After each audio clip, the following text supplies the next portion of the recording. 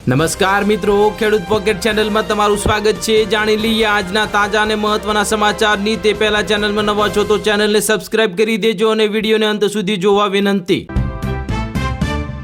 નમસ્કાર મિત્રો, સૌપ્રથમ સમાચારની વાત કરીએ તો અંબાલાલ પટેલની આગાહી આંધી વંટોળ સાથે કરા પડશે।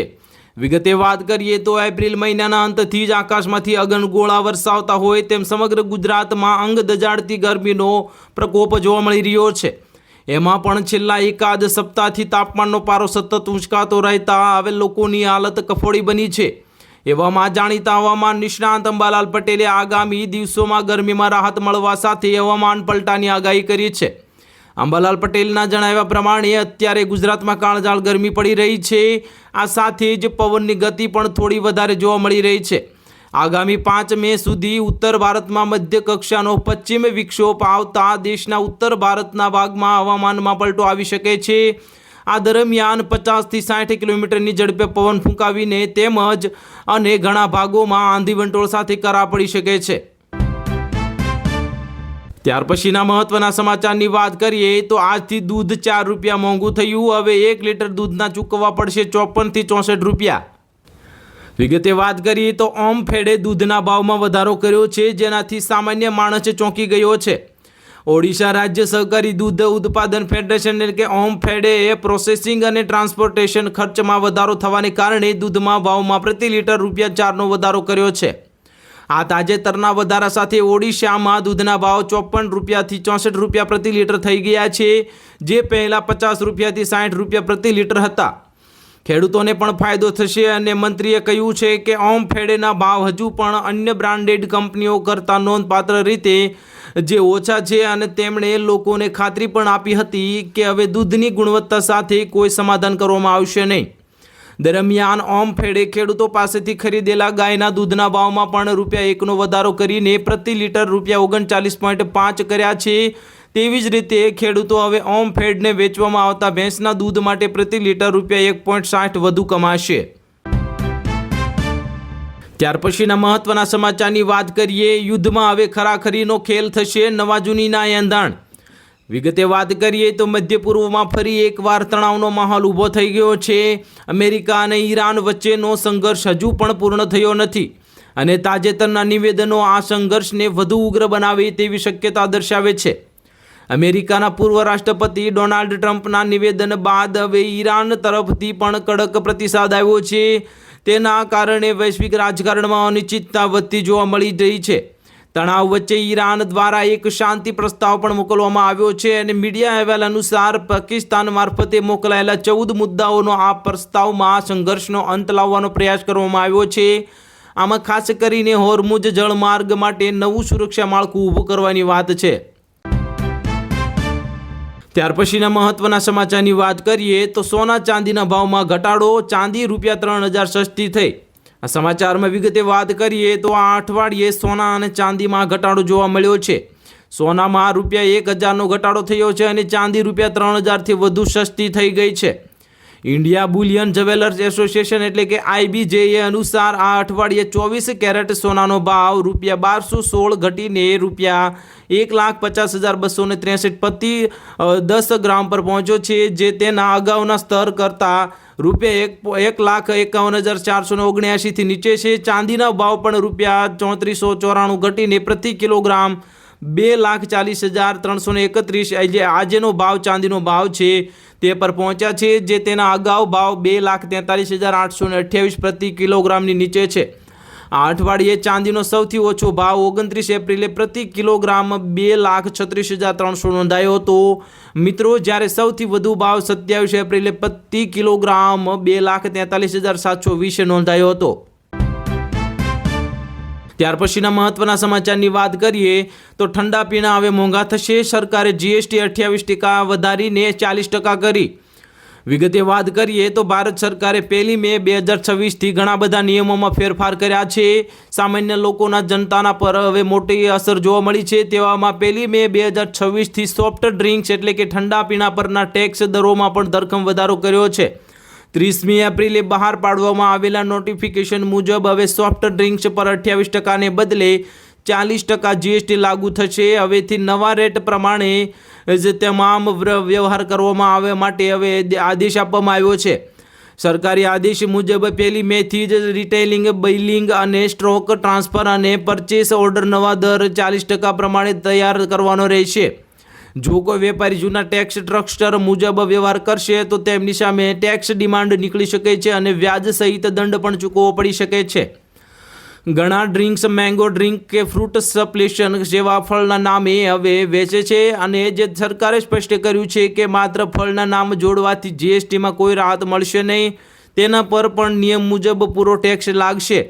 એટલે કે સરકારે સ્પષ્ટપણે કહી દીધું છે કે ગમે તેવા તમે વેચશો પણ તો તમારે બધા માટે નિયમ સરખો જ લાગુ પડશે। જો કે પ્યોર ફ્રૂટ જ્યુસ કે પલ્પ જે કાર્બોનેટ નથી તેના પર પણ ટેક્સ ઓછો રહેશે। ત્યાર પછીના મહત્વના સમાચારની વાત કરીએ તો ગોંડલ માર્કેટમાં ટમેટા, ગુવાર અને લીંબુ અને દાડમના ભાવ જાણી લઈએ। આજના ભાવ જાણીએ તો આજે આ અહેવાલમાં આપણે ગોંડલ માર્કેટ યાર્ડના આજના બજાર ભાવ વિશે વિગતવાર માહિતી મેળવીશું। ગોંડલ એપીએમસી ગુજરાતમાં મહત્વપૂર્ણ કૃષિ બજારોમાંની એક છે, જ્યાં ખેડૂતો તેમના પાકનું વેચાણ કરે છે અને રોજબરોજના ભાવમાં ફેરફાર જોવા મળે છે। ખાસ કરીને મગફળી, જીરું, ઘઉં, તલ અને કપાસ જેવા પાકોનો ભાવ અહીં મહત્વના હોય છે। અહીં તમામ પ્રકારની શાકભાજી તેમજ વિવિધ ફળોની પણ આવક થાય છે। કેરી પણ ત્યાં મુખ્ય ગણાય છે, જેના પણ ખેડૂતોને સારા એવા પ્રમાણમાં ભાવો જોવા મળે છે। ટામેટાનો નીચો ભાવ જાણીએ તો 200 રૂપિયા, ઊંચો ભાવની વાત કરીએ તો 600 રૂપિયા અને સામાન્ય ભાવ 400 રૂપિયા જોવા મળ્યો છે। ત્યાર પછી ગુવારના ભાવની વાત કરીએ તો ગુવારનો નીચો ભાવ 100 રૂપિયા અને ઊંચો ભાવ વાત કરીએ તો 800 રૂપિયા અને સામાન્ય ભાવની વાત કરીએ તો 450 રૂપિયા છે। ત્યાર પછી લીંબુના ભાવની વાત કરીએ તો નીચો ભાવ 600 રૂપિયા, ઊંચો ભાવ 3600 રૂપિયા અને સામાન્ય ભાવની વાત કરીએ તો 21 રૂપિયા રહ્યો હતો। ત્યાર પછીના મહત્વના સમાચારની વાત કરીએ તો જીઓ ગ્રાહકોને મોટો ઝટકો લાગ્યો, બંધ થયો આ સસ્તો પ્લાન। સમાચારમાં વિગતે વાત કરીએ તો રિલાયન્સ જીઓએ તેના પોર્ટફોલિયોમાંથી ખૂબ જ સસ્તું અને લોકપ્રિય પ્રીપેડ પ્લાન દૂર કર્યો છે। એક અહેવાલ મુજબ જીઓએ તેનો ₹209નો પ્રીપેડ પ્લાન બંધ કરી દીધો છે।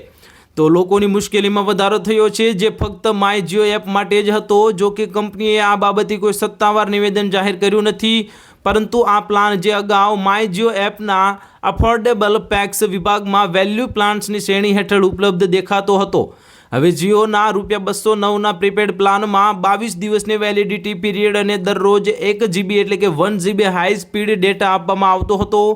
એટલે કે ગ્રાહકોને સમગ્ર વેલિડિટી પીરિયડ દરમિયાન કુલ 22 GB ડેટા મળતો હતો।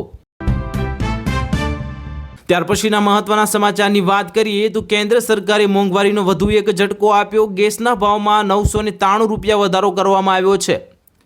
સમાચારમાં વિગતે વાત કરીએ તો પશ્ચિમ બંગાળ, આસામ સહિત 5 રાજ્યોમાં વિધાનસભાની અને ગુજરાતમાં સ્થાનિક સ્વરાજ્યની ચૂંટણીઓ પૂર્ણ થતાં જ કેન્દ્ર સરકારે મોંઘવારીનો વધુ એક ઝટકો આપ્યો છે। એટલે મોંઘવારીનો વધુ એક માર પડ્યો છે। સામાન્ય જનતાને 19 કિલોવાળા કોમર્શિયલ એલપીજી સિલિન્ડરોની કિંમતમાં 993 રૂપિયાનો વધારો ઝીંકાયો છે, જે એલપીજીમાં અત્યાર સુધીનો એક સાથે થયેલો સૌથી મોટો ભાવ વધારો માનવામાં આવે છે। આ ભાવ વધારા સાથે જ દિલ્હીમાં કોમર્શિયલ એલપીજી સિલિન્ડરનો ભાવ 3000 રૂપિયાને પાર જતો રહ્યો છે। અચાનક જ કરવામાં આવેલા આ ભાવ વધારાને પગલે ફૂડ ઇન્ડસ્ટ્રી જેમ કે હોટેલ, રેસ્ટોરન્ટ, નાના મોટા ખાણીપીણીના સ્ટોલ એટલે ગલ્લા અને લારીઓવાળા સહિતના ક્ષેત્રોમાં મોટો ફટકો પડ્યો છે। આ ઉપરાંત કેટલાક ઉદ્યોગોમાં પણ એલપીજી સિલિન્ડરનો ઉપયોગ થતો હોય છે, તેઓ પણ ચિંતામાં મુકાઈ ગયા છે। તો સામાન્ય જનતાની શું હાલત થશે? જે ભાવ વધારો કરવામાં આવ્યો તેનાથી હોટલ, રેસ્ટોરન્ટમાં ભોજન મોંઘું થઈ જશે। એક સાથે તોતિંગ 993 રૂપિયાના વધારાને પગલે દિલ્હીમાં કોમર્શિયલ એલપીજી સિલિન્ડર હવે 3071 રૂપિયામાં મળી રહ્યો છે। ત્યાર પછીના મહત્વના સમાચારની વાત કરીએ તો આ વર્ષે નબળું ચોમાસું રહેશે, તમામ ખેડૂતો અગાઉ તૈયારી રાખજો। સમાચારમાં વિગતે વાત કરીએ તો ચોમાસા અંગે 2 અલગ અલગ અંદાજ બહાર આવ્યા છે। આંબાલાલ પટેલે આશા વ્યક્ત કરી છે કે જૂન અને ઓગસ્ટમાં ગુજરાતમાં સારો વરસાદ થશે। આંબાલાલ પટેલે આગાહી કરી છે કે ગુજરાતમાં ચોમાસું સારું રહે છે। બીજી તરફ હવામાન વિભાગની આગાહી મુજબ અલ નીનોને કારણે ભારતમાં દક્ષિણ પશ્ચિમ ચોમાસું નબળું પડી શકે છે, પરંતુ પૂર્વ ચોમાસા તબક્કામાં હવામાન અસ્થિર રહે છે। હવામાન વિભાગના જણાવ્યા અનુસાર ઉત્તર અને મધ્ય ભારતમાં માર્ચ અને જૂન વચ્ચે પૂર્વ ચોમાસા થઈ શકે છે। આ દરમિયાન હીટ ડોમ વેધર પેટર્ન બને છે અને તાપમાનમાં વધારો થઈ શકે છે. મિત્રો, બસ્તરા પોટલા બાંધી લેજો, પરંતુ પ્રી મોન્સૂનને કારણે વચ્ચે ગરમીથી રાહત મળશે. પ્રી મોન્સૂન મે મહિનાના અંત સુધીમાં સંપૂર્ણપણે સક્રિય થઈ જશે. ચોમાસું 18 થી 20 મેની આસપાસ આંદામાન સમુદ્રમાંથી સ્થિર થશે અને 1 જૂન સુધીમાં કેરળમાં પ્રવેશ કરશે. ત્યાર પછીના મહત્વના સમાચારની વાત કરીએ તો હવે ગુજરાતના લોકોને ભારે ગરમીમાં ફરજિયાત હેલ્મેટ પહેરવું પડશે. સમાચારમાં વિગતે વાત કરીએ તો રાજ્યમાં હેલ્મેટ ડ્રાઈવ શરૂ થશે અને દરેક સરકારી કર્મચારીને ફરજિયાત હેલ્મેટ પહેરવો પડશે, નહીંતર દંડ માટે તૈયાર રહેવું પડશે. દરેક કચેરી પર સવારથી પોલીસ ગોઠવાઈ ગઈ છે અને સરકારી કચેરીમાં આવતા વાહન ચાલકો અને પાછળ બેસેલ વ્યક્તિને ફરજિયાત હેલ્મેટ પહેરવાનો પરિપત્ર ગઈકાલે રાતે જ રિલીઝ થઈ ગયો છે. ગુજરાત પોલીસ દ્વારા મોટર વાહન અધિનિયમ હેઠળ નિયમ મોટરસાયકલ, સ્કૂટર વગેરે બાઇક ચલાવનાર તેમજ પાછળ બેસનાર વ્યક્તિને હેલ્મેટ પહેરવું ફરજિયાત હોવાથી ફરજિયાત હેલ્મેટનો ઉપયોગ કરે તે માટે તારીખ 1 જૂન અથવા તો મેની વાત કરીએ તો 1 મે 2026 થી જ 31/5/2026 સુધી ડ્રાઈવનું આયોજન કરવામાં આવેલ છે.